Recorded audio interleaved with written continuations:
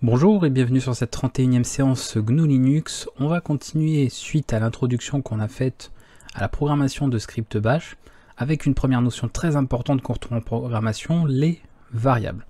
Pour faire très simple, les variables vont nous permettre de mémoriser des informations durant l'exécution de nos programmes. Vous avez vu précédemment quand on faisait par exemple de l'affichage, on affichait une donnée brute inscrite directement dans le code ou quand on la tape directement sur la console, sur le terminal, mais on n'a rien de mémorisé. Quand on va avoir un programme, on va avoir un ensemble de commandes, plusieurs commandes à exécuter, et on aura besoin par la suite de garder en mémoire en fait des informations tout au long de l'exécution du programme pour faire des calculs, faire d'autres affichages, demander des informations, les extraire de commandes, de fichiers ou de n'importe quoi, et restituer ça et travailler avec ces différentes données. Donc c'est le sujet de cette séance. On va regarder tout ça, on ne verra pas non plus toute l'étendue des variables parce que vous allez voir qu'il y a énormément de choses. Le langage bash est très flexible, propose pas mal de fonctionnalités, propose différentes syntaxes aussi et différents outils puisque ça regroupe toutes les commandes que vous pouvez utiliser dans la console. Donc je vais essayer d'aborder pas mal de choses déjà dans cette vidéo. Et il y a des choses qu'on verra dans d'autres séances et une grosse partie également que vous verrez en annexe dans la playlist de tutoriels. D'accord, vous avez une playlist de tutoriels GNU Linux. Vous y retrouverez tout un tas de choses annexes à ce cours, et évidemment des choses annexes à la programmation au niveau des scripts, ce que nous allons voir ici et dans les vidéos futures. On va passer directement sur notre autre scène. On va faire un fichier classique. Alors je vais mettre mon micro là, voilà. Hop. On va refaire un fichier comme on avait fait précédemment. Passer par le même éditeur pour que ce soit lisible pour vous. Voilà, je l'enregistre directement. Ok. Et on va remettre la ligne pour utiliser le bon interpréteur à ce niveau-là. Ok. Je vais faire un petit... Je mets même pas de symbole ici pour voir que le fichier est bon.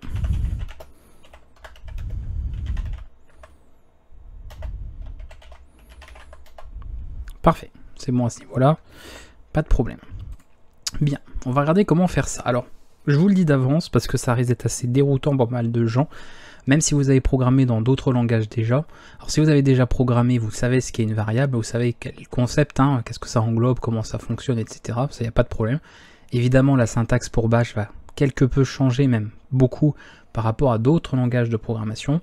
Et pour d'autres, vous allez voir que c'est aussi un langage qui propose énormément de syntaxe, de fonctionnalités, qui est très flexible. On a plusieurs types de notation pour faire énormément de choses. Et je vous rappelle que tout ce que vous avez vu précédemment, les différentes commandes qu'on a vues au niveau de la console, sont tout à fait utilisables de manière intégrée dans un script. D'accord, c'est le même langage, donc tout est parfaitement compatible. Donc il y a énormément de choses, mine de rien, ne serait-ce qu'en termes de possibilités de fonctionnalités, puisque toutes les commandes que vous avez vues font partie de ce langage. Première chose que nous allons voir ensemble, c'est tout simplement la déclaration de variable. Je vous ai expliqué ce que c'était, à quoi ça peut servir, et nous allons voir comment créer une variable au sein de notre code pour mémoriser une information. Alors on ne va pas mémoriser une information du genre stocker une information dans une variable, ça c'est une manière de dire les choses pour pouvoir l'enseigner, pour que vous puissiez comprendre, mais bien évidemment tout cela se passe au niveau de la mémoire, et je vous passerai le détail de toute façon à ce niveau-là, parce que vous n'avez pas spécialement besoin de savoir ou de comprendre en tout cas cela, pour pouvoir utiliser des variables au niveau de la programmation. Voilà, c'est pas non plus le but ici.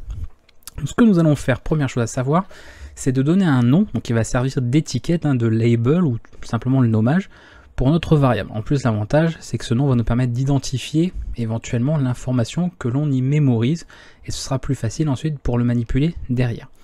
Comme pas mal d'autres langages de programmation, justement, il y a certaines règles à respecter. Par exemple, de ne pas utiliser bien sûr d'espace dans le nom, donc je vais mettre par exemple SOMDATA. Je ne peux pas noter par exemple une variable de cette manière-là, c'est juste pas possible. On peut éventuellement, si on a besoin d'écrire plusieurs mots pour le même nom, utiliser le symbole underscore, d'accord, le tiré du 8, donc la touche 8 de votre clavier. On peut faire ce genre de choses. On ne va pas également utiliser de caractères spéciaux, des caractères accentués, caractères spéciaux, etc. Et on ne mettra pas au tout début du nom de la variable des chiffres, d'accord, ou même ne serait-ce qu'un chiffre, des nombres, n'importe quoi. On commencera toujours par des caractères, c'est-à-dire des lettres ici, d'accord, alphabétique. Petite chose aussi à savoir au niveau du nommage ici, c'est ce qu'on appelle en fait la casse au niveau du texte. Quand on parle en fait ici de sensibilité à la casse, et c'est le cas en programmation, beaucoup, c'est tout simplement de distinguer les minuscules par exemple des majuscules.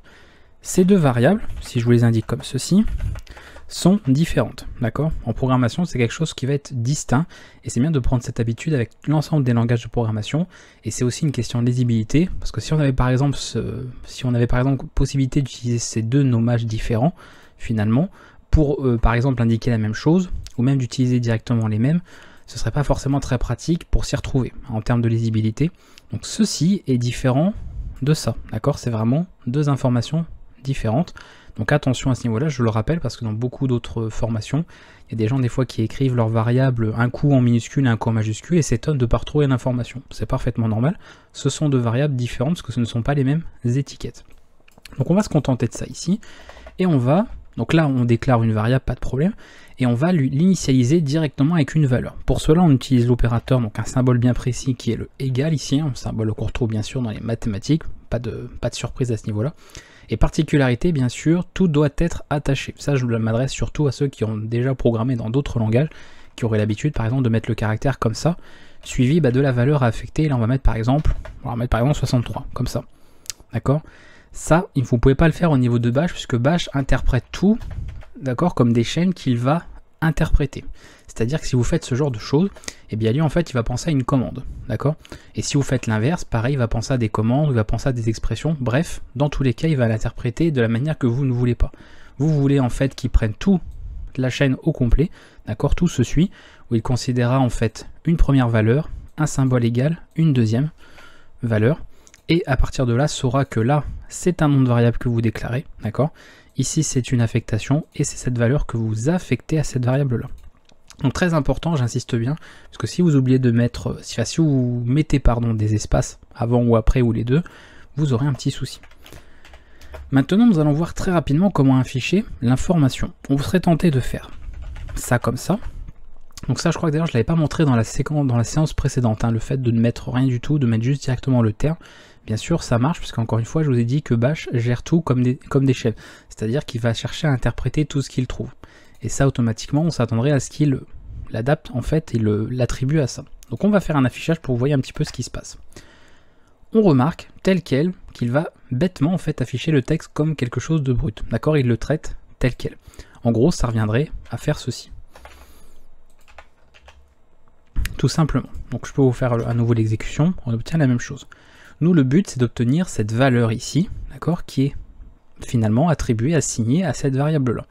Et pour ça, nous allons utiliser le symbole $ qui permet de distinguer. Et en plus, si vous avez un éditeur ou avec un thème de couleur qui gère un petit peu ce langage, normalement de toute façon c'est natif hein, sur les éditeurs modernes, vous aurez un changement au niveau de la coloration pour vous indiquer qu'effectivement, là on a la donnée qui va être finalement interprétée différemment.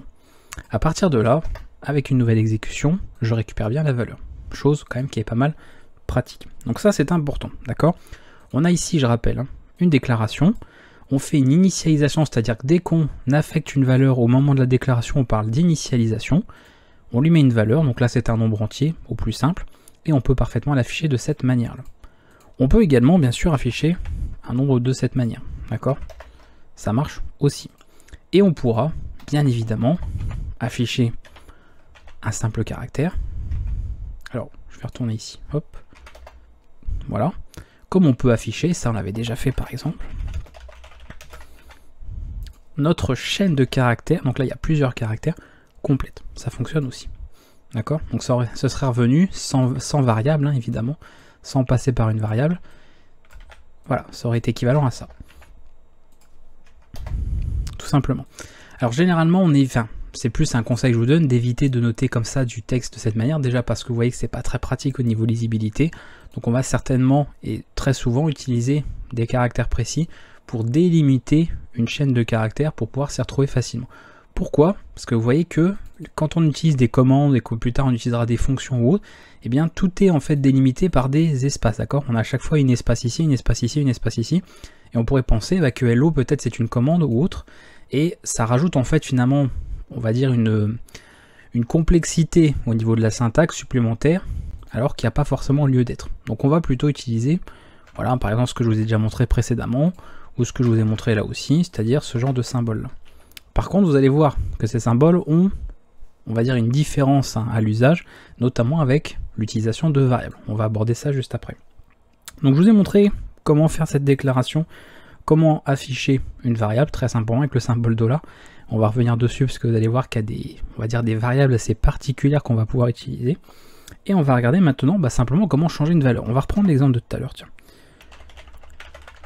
Some data, on a mis ça. On avait fait un petit écho ici.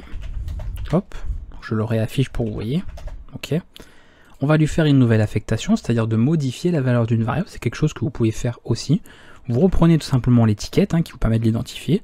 Et on réutilise le symbole pour l'affectation et on change. Voilà la valeur. Je peux refaire un écho derrière.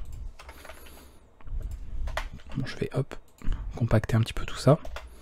Et on va parfaitement changer la valeur ici. J'aurais même pu faire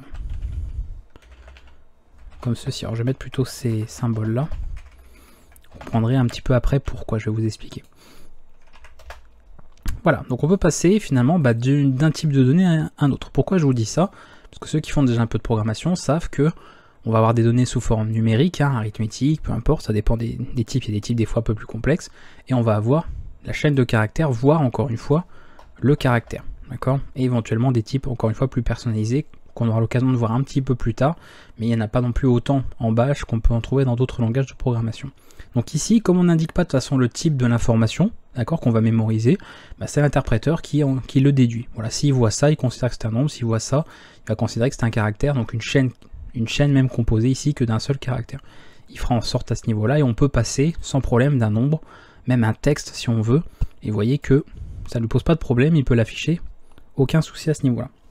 Voilà, donc ça c'est très important, et voilà comment vous pouvez modifier la valeur d'une variable. Très simple. Qu'est-ce qu'on peut voir aussi par rapport à ça? Les différences de syntaxe ici. Je vais revenir là-dessus parce que c'est quelque chose de très important, à partir de maintenant en tout cas. D'accord, ça l'était peut-être un petit peu moins auparavant, mais là ça va être assez important. Je vais noter str1 et je vais faire ça comme ça. Je vais mettre ceci. Alors attendez, je regarde, non, on va mettre ça comme ça, pardon. Je vais juste mettre mon prénom dans une première variable. Alors d'ailleurs, vous voyez, habitude des autres langages, je mets des espaces alors qu'il n'en faut pas. Donc attention, str2. Je vais noter ça. Comme ça. Bon, on va rester ça comme ça pour le moment. Et str3. Je vais employer un autre type de cotes, qui sont les cotes, les backcodes, donc les cotes inversées, qui sont celles-ci. D'accord, c'est les anticotes, d'ailleurs on ne dit pas les cotes inversées, de cette manière. Et là je vais mettre ce genre de choses, et ça vous connaissez, c'est une commande qu'on a déjà utilisée dans le terminal, donc ça pas nouveau. Trois syntaxes différentes finalement, à ce niveau-là. Pourquoi et quelle est la différence, voilà pourquoi on s'embête avec trois syntaxes différentes, alors qu'après tout, une seule, a priori, semble faire l'affaire.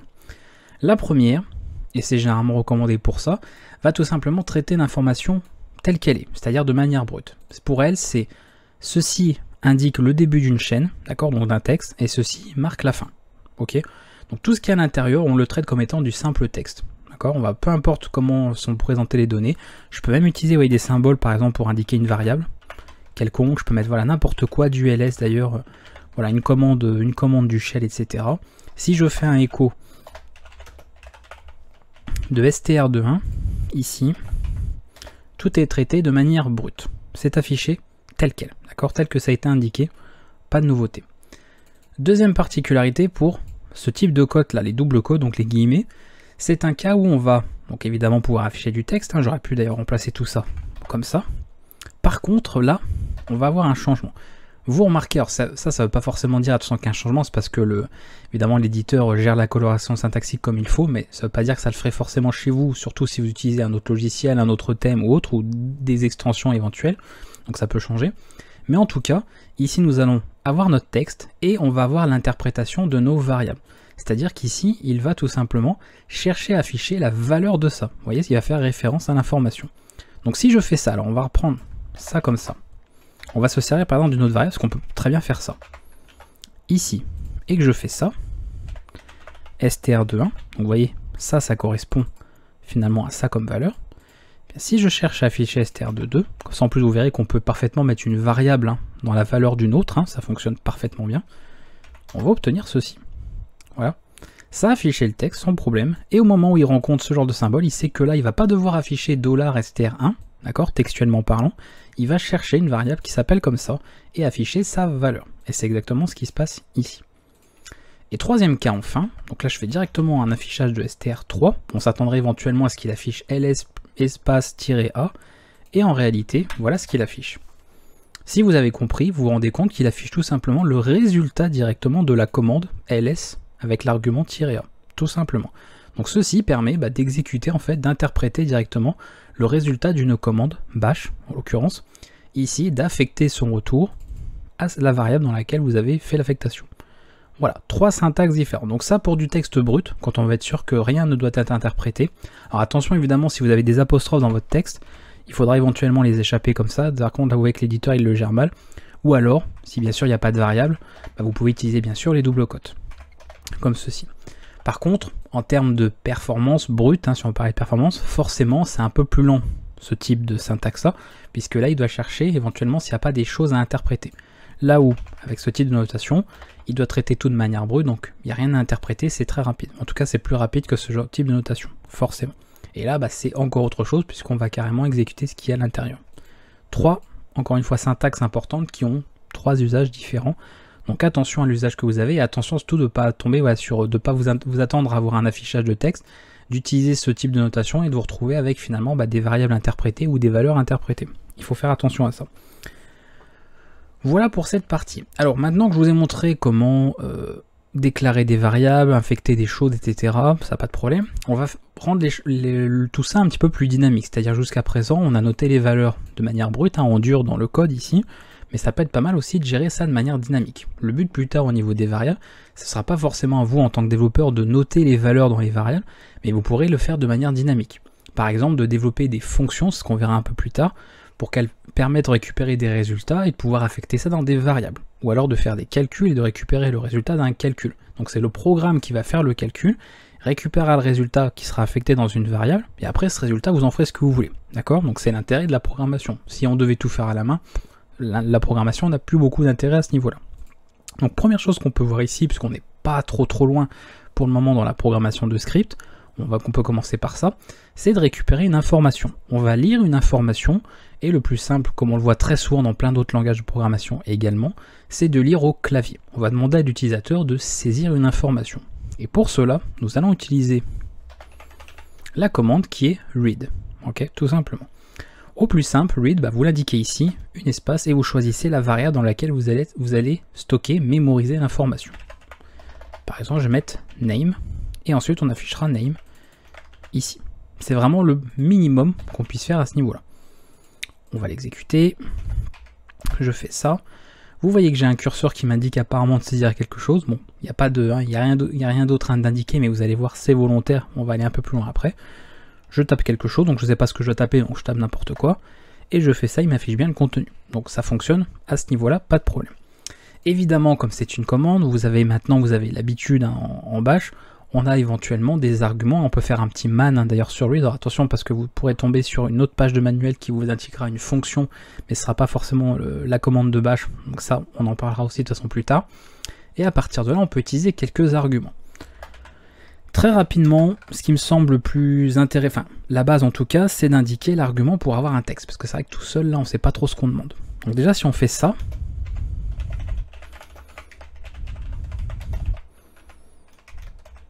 c'est quand même déjà beaucoup plus clair. D'accord? Donc le "-p", je vais mettre juste P pour read. Je vais faire comme ça. Voilà, P, c'est tout simplement pour ajouter un texte. Donc c'est P pour prompt. Avant la saisie. Là, si je refais une exécution, on comprend tout de suite ce qu'on demande comme information. Je saisis, j'appuie sur la touche entrée, et on a bien l'information qui est reprise aussi, pas de problème. Alors on a d'autres choses, On peut aussi faire une saisie sécurisée, donc là c'est masquer la saisie. Donc ça, quand vous devez par exemple rentrer votre mot de passe, quand vous faites une mise à jour de paquet, comme on l'a déjà vu dans le cours précédemment, vous avez vu votre mot de passe super utilisateur, donc root, n'était pas affiché sur le terminal, c'était normal, et bien c'est ce type de lecture là. Donc je peux le cumuler, je peux parfaitement faire ça. Après ici je peux mettre le petit "-s" là, voilà, juste avant la variable. Et comme ça, je fais ça. Là je tape le texte. Donc vous voyez pas, pourtant je tape bien au clavier. Si je fais entrer, il aura affiché l'information. Voilà, tout simplement. Tout ça, on peut le faire, il n'y a pas de problème. On peut également limiter le nombre de caractères, ça c'est pas mal aussi. Donc limiter à n caractères lus.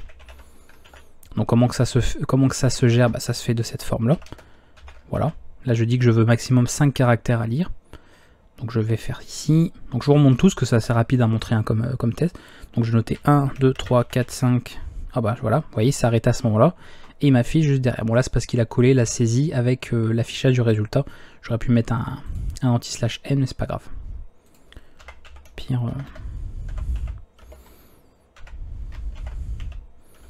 Je vais mettre saisie comme ça.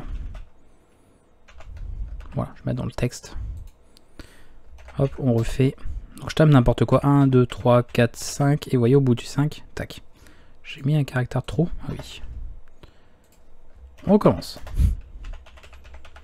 Et voilà. D'accord, il s'arrête bien à 5. Il arrête la lecture à ce moment-là. On peut également limiter le nombre de secondes avant que le prompt en fait attende la saisie. C'est-à-dire, je suis en mage là. Oui, c'est ça. T. Donc là, limiter la saisie. Non, je vais mettre autoriser la saisie plutôt pendant n secondes. Donc là, vous utilisez l'argument "-t", vous mettez le nom 2 secondes, par exemple 2 secondes, et voilà, vous avez 2 secondes pour entrer. Donc si je ne touche à rien, au bout de 2 secondes, terminé. D'accord? Si je le fais avant, voilà, pas de problème. Donc on peut gérer tout ça. Ok, donc ça, pas mal pratique. La commande read, vous avez quelques arguments. Il y a d'autres petites choses aussi si ça vous intéresse. Pas mal pratique, et déjà au moins avec ça, si vous voulez vous entraîner un petit peu, à faire quelques petits programmes après pour vous exercer, bah vous aurez de quoi vous amuser un petit peu plus que de noter directement dans votre code finalement les textes, les valeurs, etc. Là au niveau des variables, vous allez pouvoir faire pas mal de choses à ce niveau là. Voilà, alors je ne veux pas essayer d'aller trop loin parce qu'encore une fois il y a énormément de choses, donc j'essaye de voir un petit peu qu'est-ce qu'on peut aborder par la suite. Ce que l'on a du read, on a vu comment lire les données, on a vu pour ça. Écho, je vais pas revenir dessus parce qu'on a vu de toute façon tout ce qu'il fallait. On va avoir quelques petites choses à voir sur des variables, comme je l'ai dit, un petit peu spéciales. On va aborder quelques variables, parce que vous allez voir que vous allez pouvoir exécuter votre programme avec des arguments et vous servir de ces arguments. Hein, autant finalement que ça serve à quelque chose et d'avoir ces informations-là aussi. Alors, qu'est-ce qu'on va pouvoir faire? Est-ce que je vous montre d'autres commandes maintenant ou est-ce qu'on garde? Alors, il y en a que je garderai pour plus tard, notamment tout ce qui est variable sous forme de tableau. On va pas faire ça maintenant, il y a pas mal de choses à voir. On se gardera ça pour plus tard. Par contre, ce qu'on peut faire, c'est... qu'est-ce qu'on peut voir? Je peux vous montrer. Est-ce que je vous montre ça maintenant? Oui, on va voir ça maintenant. Parce que de toute façon, je ne vais pas faire une vidéo juste là-dessus, donc c'est pas plus mal qu'on voit ça maintenant.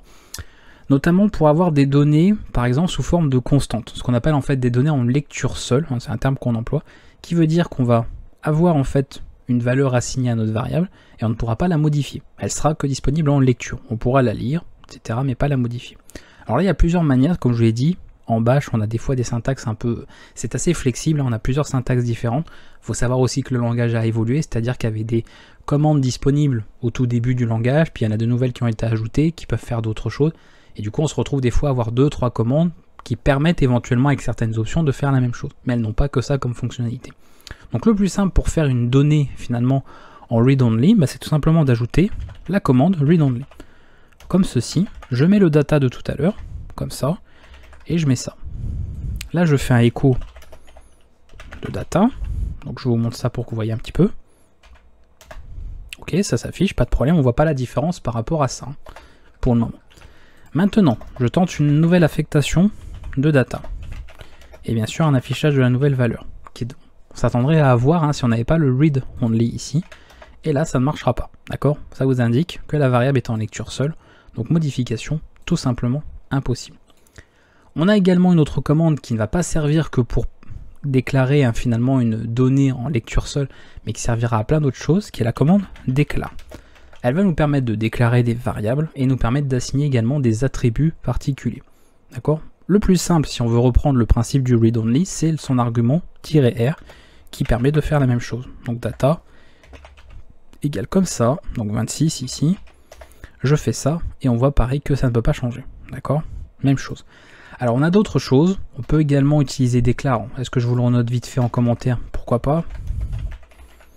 Après, de toute façon, c'est à vous, hein, dans tous les cas, de prendre des notes si vous voulez, hein, ou d'avoir des captures d'écran, faites ce que vous voulez, à partir de là. Mais en gros, on va avoir le R pour tout ce qui est lecture seule. D'accord. Et on va pouvoir gérer éventuellement d'autres types aussi. Alors, ce qui peut être intéressant, par exemple, c'est le I, pour traiter l'information comme étant un nombre, d'accord, une valeur numérique, une valeur arithmétique. Donc je vais mettre pour quelque chose qui est numérique. Et plus tard, on verra également d'autres choses, notamment pour les tableaux. On verra un argument qui est A, pour pouvoir faire des tableaux, mais ça, je vous expliquerai plus tard. Et il y en a d'autres également, mais je vous laisse le plaisir aussi d'aller un petit peu voir les manuels de la commande et voir un petit peu ce qu'on peut utiliser. Donc il y a pas mal comme ça d'outils différents, je mettais etc. Ce qu'on peut retrouver d'autres. Voilà, moi je voulais surtout vous montrer pour la lecture seule pour le moment. Le numérique éventuellement, si vous voulez gérer ça sous forme directement de valeur numérique, on peut faire ça comme ça. D'ailleurs, si depuis mon terminal, ici, je fais juste la commande déclare, voilà, on retrouve toutes les informations. Alors déclare, il l'a pas ici. C'est pas ça, non, c'est pas le que je voulais faire, pas de bol. C'était read only, pardon. Ce sera plus explicite. Et il nous indique toutes les informations en lecture seule qui sont déclarées sur le système. Et vous voyez, ici on retrouve le fameux bon. Ah, j'en ai pas parlé, c'est pour les tableaux, on verra ça plus tard. Mais vous voyez que pour le i, dès qu'on a une valeur donc numérique, voilà, on retrouve pas mal de choses. PPID, EUID, etc. Ça c'est de la lecture seule dans tous les cas. Voilà. Donc on peut parfaitement cumuler encore une fois les arguments, c'est pas nouveau. Voilà, ça vous montre un petit peu à quoi ça ressemble.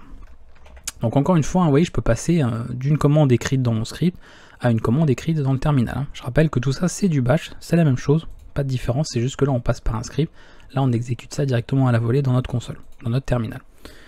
Voilà, donc ça, on reviendra de toute façon dessus, hein. Il y a plein de choses qu'on va devoir revoir, on ne peut pas tout voir tout de suite parce que on en est à un certain niveau, on est à un certain stade où il y a des choses que vous ne savez pas encore faire mais vous saurez faire par la suite, donc pas de problème à ce niveau-là.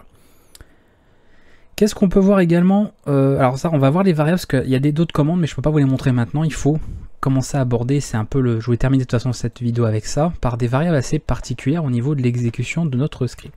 Il y a pas mal de variables, notamment les variables d'environnement qui existent au niveau de votre système. Ça, je le garde, de toute façon, c'est pour un tuto qui sera en annexe, d'accord, qui est en annexe du cours, qui permettra en fait de les aborder, puisque c'est pas forcément essentiel au niveau de la programmation pure hein, de script en bash. Par contre, c'est toujours un plus quand on veut manipuler justement ces variables d'environnement. Donc je le mettrai à part du cours, ce sera en annexe, mais il y aura cette partie-là, donc on la garde à part. Par contre, ce que je vais pouvoir vous montrer, c'est tout simplement les variables en fait qui seront des paramètres ou des arguments passés lors de l'appel, donc lors de l'exécution de votre programme. Ce que je veux dire, c'est simplement de pouvoir faire ça, par exemple, et de passer ici une information, d'accord, un paramètre en fait, un argument. Je veux le récupérer dans mon programme au moment où je l'exécute. Et pour cela, nous avons justement des caractères bien précis. Le premier, au plus simple, ça va être celui-là. Non, c'est pas l'euro, c'est celui-là. Celui-là va vous indiquer tout simplement le nombre de paramètres. Je vous les note assez rapidement parce que je ne vais pas tous vous les montrer en termes d'exécution, mais au moins vous aurez déjà quelques petites notes ici. Ça, c'est l'exécutable. Donc ici, ce serait le main.sh. D'ailleurs, il mettra le point et le slash avant hein, dans le nom complet. Et ensuite, on va avoir de S1, pardon, pas de S1, mais de $1 à $. Alors, basiquement, c'est jusqu'à $9, d'accord ? Mais moi, je vais aller plus loin avec vous. Je vais vous montrer également que finalement, on peut avoir $grand X, qui est finalement n'importe quel paramètre. C'est-à-dire, je vais vous permettre d'aller plus loin que le paramètre 9. Donc ça, par exemple, c'est pas forcément quelque chose qu'on avait au tout début du langage bash. C'est des notations qui sont arrivées un peu plus tard. Parce qu'auparavant, si on voulait par exemple un 10e paramètre éventuel, il fallait faire un décalage de paramètres, avec notamment une commande qu'on appelle shift, en choisissant éventuellement le nombre de décalages que l'on fait, sinon on fait un décalage complet, peu importe, qui permettait comme ça de dire le 10e en fait ça revenait au $1 puisqu'on avait fait un décalage des arguments. Bref, c'est assez vite casse-tête on va dire, quand on n'a pas trop l'habitude. Donc c'est vrai que maintenant qu'on peut faire ça, au niveau des variables, ça va être bien plus pratique. Alors comment ça s'utilise? Parce que c'est bien beau, et on verra d'ailleurs d'autres exemples. Je dois aussi vous montrer notamment des choses comme... qu'est-ce que je peux vous montrer tout de suite? Ça, je crois que je ne sais plus si j'en avais parlé dans le cours, dans le doute on verra. Il y a ça, je peux vous parler de ça, et un petit peu de ça. On reviendra en détail, aussi bien dans le cours que dans des tutoriels en annexe, sur plein de notations, d'accord? C'est des choses qu'on va revoir, donc si on n'a pas extrêmement détaillé dans cette vidéo précise, vous en faites pas, ce sera bien sûr redétaillé ou détaillé comme il faut, dans d'autres séances et dans des annexes, dans des tutoriels. Alors cet argument, ici, donc ça vous voyez c'est le fameux $0 finalement, et ça c'est ce qui normalement va être injecté, donc mémorisé dans le $1, d'accord? C'est une variable spéciale, le $1.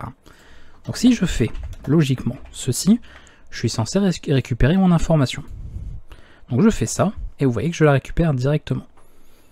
Si je note ça, bah j'ai un $1 et $2 que je peux récupérer. Donc je peux parfaitement faire ça comme ça. D'accord? Et on peut aussi, ça maintenant vous l'avez vu, encadrer tout ça. Voilà, et puis éventuellement, bon, on met des caractères entre, pour montrer qu'on peut parfaitement tout concaténer. Il n'y a pas de souci à ce niveau-là. Alors tout ce qui est après manipulation sur les chaînes de caractères précisément, pareil, hein, c'est pas des choses qu'on verra forcément précisément dans cette vidéo, parce que c'est assez riche, c'est ce que je vous ai dit. Rien qu'au niveau de la syntaxe, des notations, on peut faire énormément de choses, et il y a eu pas mal de nouvelles fonctionnalités également, qu'ont ajouté les différentes versions hein, de Bash hein, au fur et à mesure. Au moment où je fais cette vidéo, on est à la version 5, hein, 5 et quelques, et forcément ça veut dire qu'il y a eu beaucoup de versions avant, et donc beaucoup d'ajouts de fonctionnalités. Donc c'est quelque chose qui est maintenu encore à jour aujourd'hui, hein. C'est pas, ça continue d'évoluer, ça on continue d'ajouter des choses, donc c'est très intéressant. Alors ça c'est ce que je voulais vous montrer, donc on peut gérer ça, on peut éventuellement, je vais aller très vite hein, afficher, comme je vous l'avais dit, le nom de l'exécutable, donc vous voyez, / qu'on a noté ici, on peut noter le nombre de paramètres notés, enfin le nombre de paramètres qu'on a envoyé. Donc si je fais ça, on voit qu'il y en a 2, si j'en enlève un, bah forcément on se retrouve avec 1, et puis s'il n'y en a aucun, on a 0. Parfaitement logique à ce niveau-là aussi. On peut, alors par contre je crois que je ne l'ai pas là, ah si, là, pardon, il est ici, c'est lui. Voilà, lui et lui. Ça c'est des cas particuliers, je vous en parlerai assez vite, mais on verra après. On a un autre cas, ça j'en parle très rapidement parce que de toute façon on a fait une vidéo là-dessus.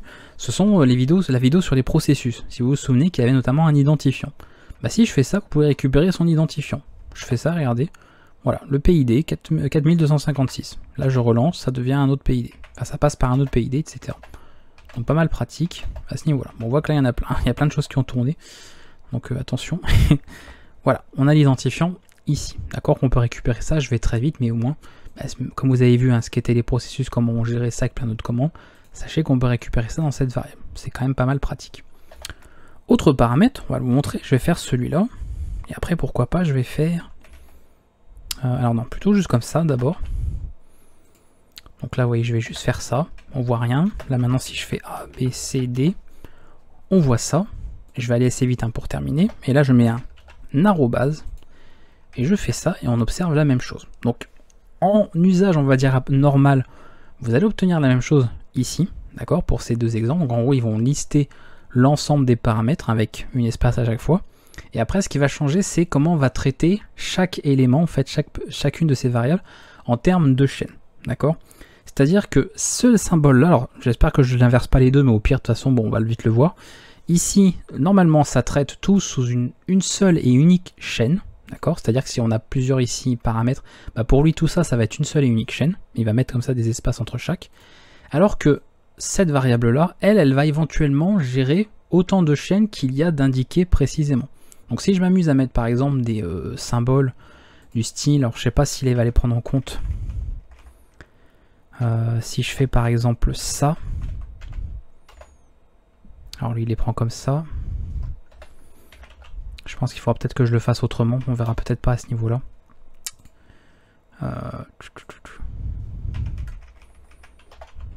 Sinon je mettrai directement dans le code, mais c'est pas bien grave non plus.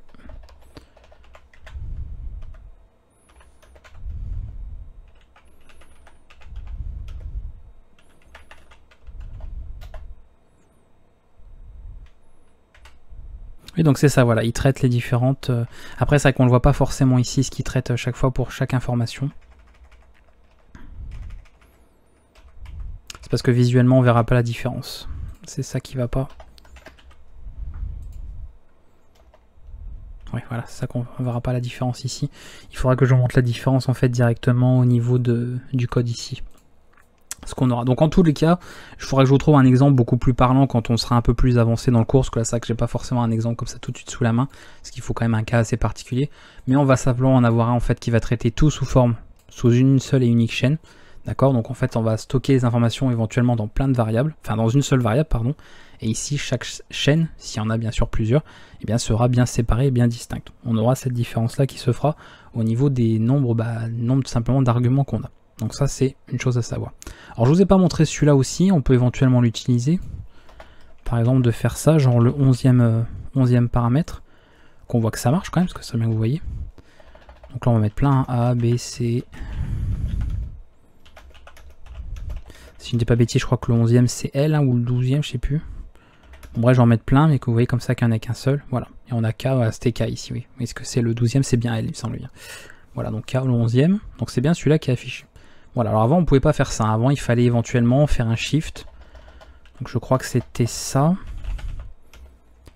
Genre on fait un shift et après du coup on se retrouverait avec $1 a priori. Alors je vais peut-être pas tomber juste, hein, mais... Non, c'est pas celui-là. Ah non, ce qu'il est revenu. Ah bah non, ce que B il est revenu...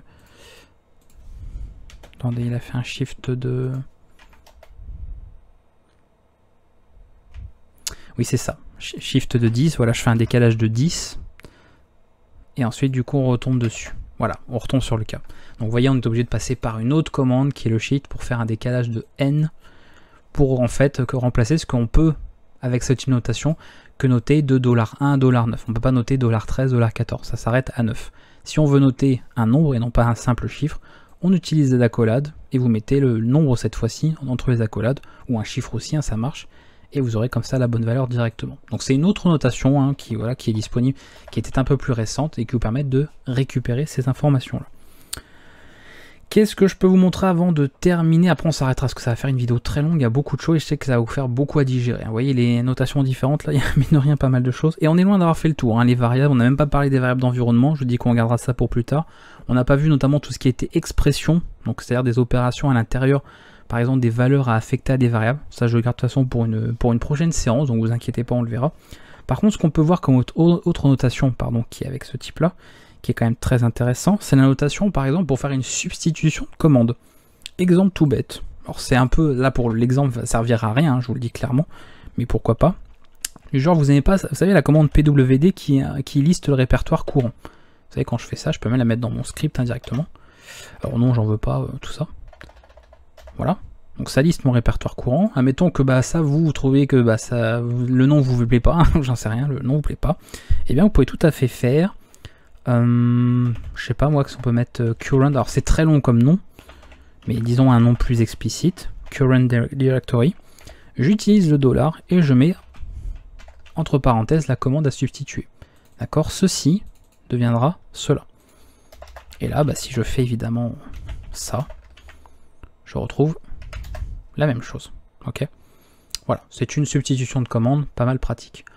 On verra plus tard, également je peux vous montrer rapidement pour évaluer une expression, ce genre de choses. Alors, je peux vous montrer maintenant, sinon c'est très court, on va faire ça.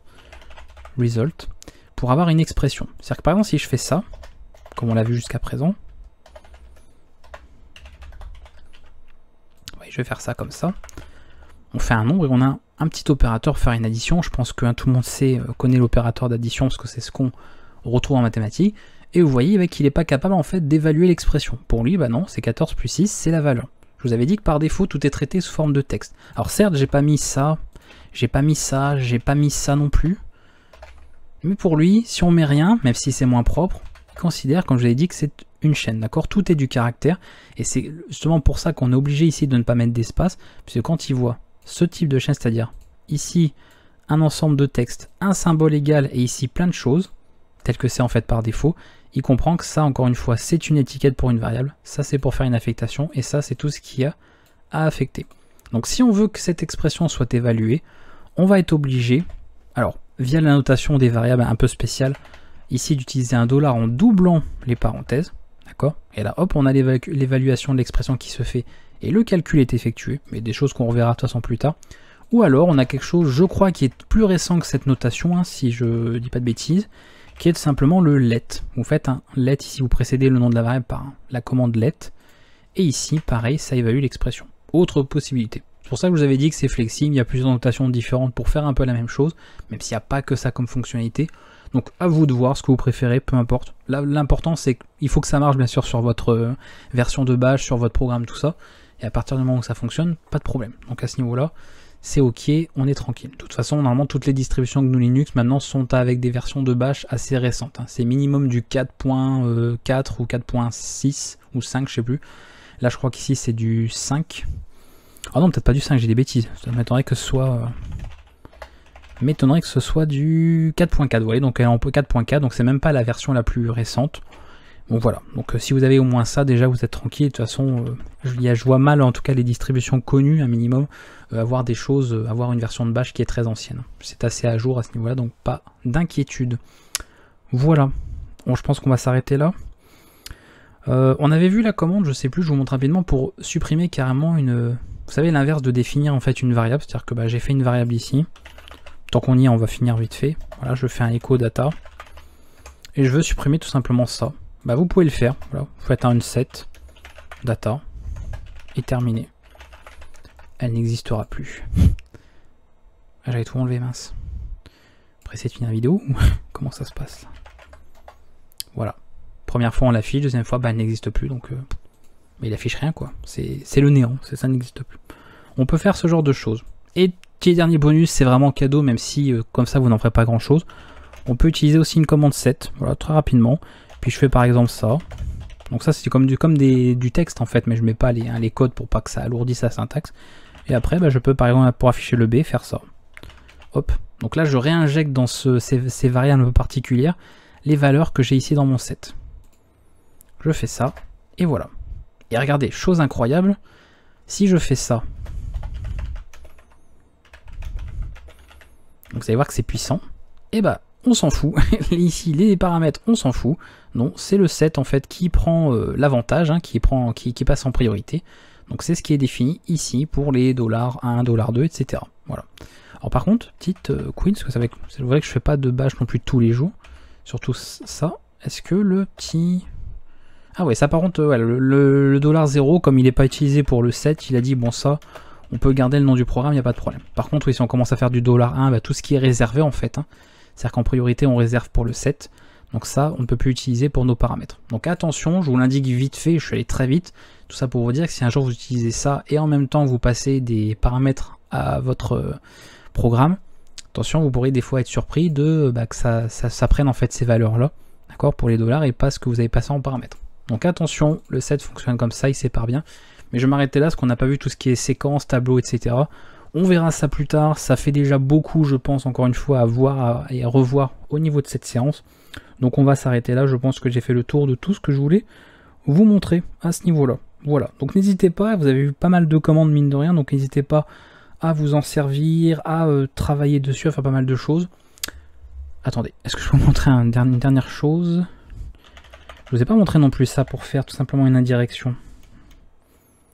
Est-ce que, enfin, c'est pas pareil, hein, vous n'allez pas en avoir tellement l'utilité, mais ça peut être sympa. Genre je fais ça comme ça, et puis other c'est une autre donnée. Voilà, et je fais ça comme ça. Et là, parce qu'on a vu cette notation avec le $, hein, on l'a un petit peu vu ici. Je fais ça, et ça c'est là. Un peu comme si en fait cette variable était un peu publique et celle-là on voulait pas en fait l'indiquer dans la notation. D'accord, c'est l'information un peu dissimulée.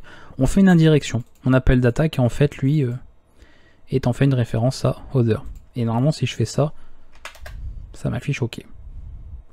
Voilà, je vais m'arrêter là parce qu'après je peux vous montrer tout un tas de trucs. Ça, il y a plein d'astuces, plein de notations sympas à faire en bash. Hein. Donc voilà, j'ai pas mal de reste, donc je pourrais vous montrer tellement de trucs encore. Mais on va s'arrêter là. J'espère en tout cas, attendez, je vais basculer sur mon autre scène, voilà. J'espère que ça vous aura plu, qu'on aura vu l'étendue déjà de pas mal de choses, vous voyez. En une vidéo, on peut faire énormément de syntaxes différentes.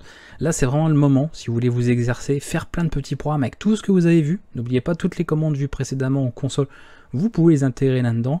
Rappelez-vous, on avait parlé de Aptitude, hein, le gestionnaire de paquets, il est fait spécialement pour l'utilisation dans les scripts. On garde généralement apt-get ou apt tout simplement pour tout ce qui est visuel au niveau de la console. Par contre, Aptitude est vraiment fait pour un usage au niveau des scripts. Donc essayez de vous amuser un petit peu. Encore une fois, bon, si vous faites des tests un peu bizarres sur certaines commandes, préférez faire ça sur une machine virtuelle. Hein. Si c'est sur votre système Linux hôte et que vous faites une bêtise, voilà, faites gaffe quand même, hein, toujours hein, quand vous faites des tests.